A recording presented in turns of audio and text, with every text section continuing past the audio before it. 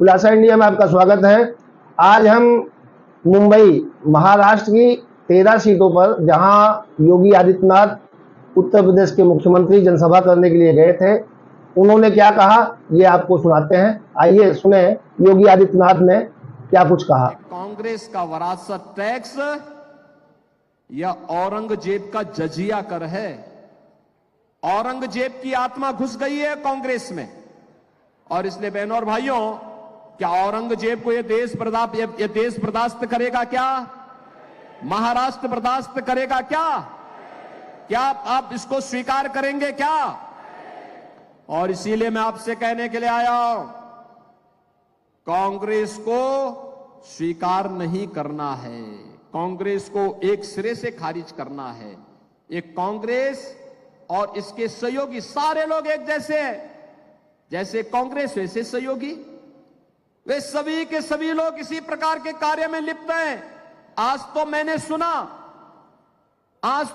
बात को देखा, मैं एक समाचार पत्र पढ़ रहा था और समाचार पत्र में मैं देख रहा था कि किस तरीके से इनके द्वारा चुनाव प्रचार किया जा रहा है और चुनाव प्रचार में किस प्रकार की बातों का यहां पर खुलासा किया जा रहा है। ये मैं मुंबई का ही देख रहा था, और मुंबई में मैं देख रहा था कि मुंबई में एक प्रत्याशी है, यानी मुंबई ब्लास्ट का 1993 का जो दोषी है, उसका एक अभियुक्त दोषी है इकबाल मूसा, वह इंडी गठबंधन के प्रत्याशी के लिए वोट मांगते हुए दिखाई दिया है। अब आप मुझे बताओ, क्या आप मुंबई ब्लास्ट के अपराधियों को स्वीकार करेंगे क्या? जिन लोगों ने हजारों लोगों को मारा हो, जिन लोगों ने हजारों करोड़ की संपत्ति को नुकसान पहुंचाया हो, वे खुलेआम वोट मांगे, क्या इसको हम स्वीकार करेंगे? भारतीय जनता पार्टी और सहयोगी दल ही, एनडीए ही भारत को सुरक्षा दे सकती है, और किस रूप में दे सकती है इसका मॉडल मैं आपको बताता हूं। उत्तर प्रदेश में मैं पिछले 7 वर्ष से चीफ मिनिस्टर हूं। 7 वर्ष में उत्तर प्रदेश में तो 6.5 करोड़ मुस्लिम आबादी है। आपने कभी वहां दंगा सुना है क्या?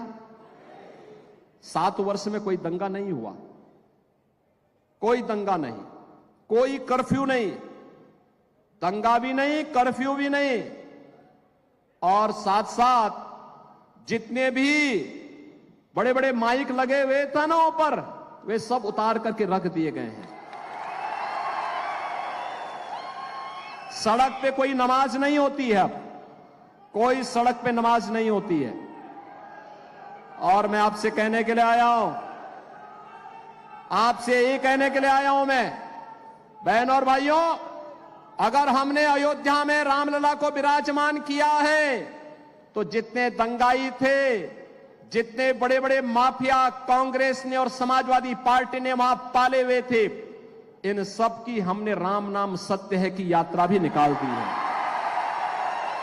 ये सब निकल गए, सब गायब हो गए।